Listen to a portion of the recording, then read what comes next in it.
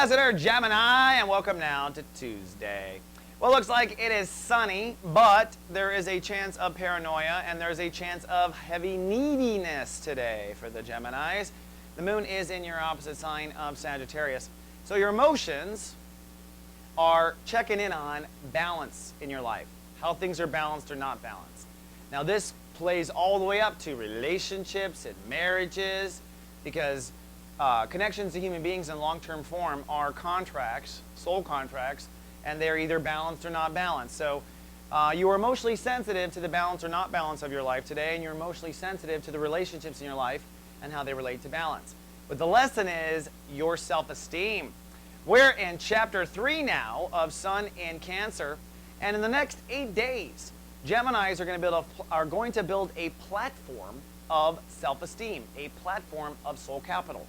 In other words, what are your rules? What are your thoughts? What are your theories about how valuable you are? How much in control of that value are you? Are you letting the world determine your value? Are you determining your value?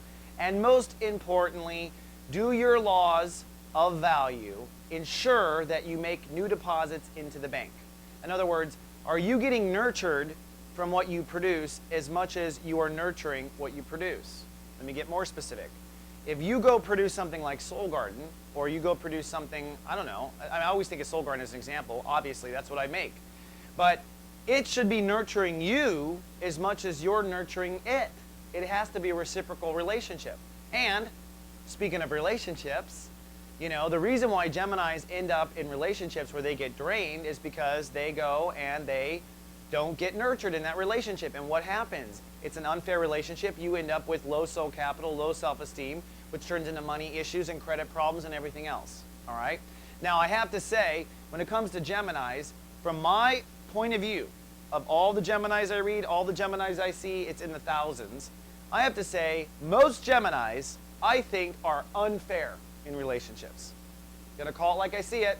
Almost every Gemini I know at the end of the day thinks they're being fair, but if you sit down and you count the beans, Gemini, I find, is often in favor.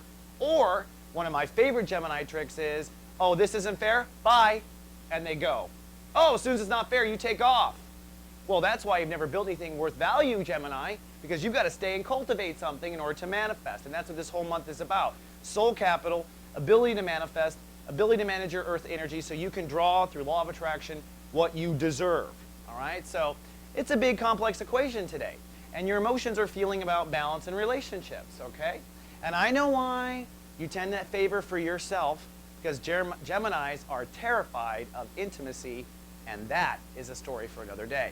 But today, I've got another story called Just Ask Chris, a show from Soul Nirvana that I am graciously giving to the world for free, at least until the new Soul Garden comes out. This is a show where in Nirvana, my Nirvanians, they can post a question of any sort, and I will answer them like a full professional astrologer, like they have paid me to read them, all right? But it's about, you know, it's like a 7-minute answer, but it's deep, trust me, you'll take notes.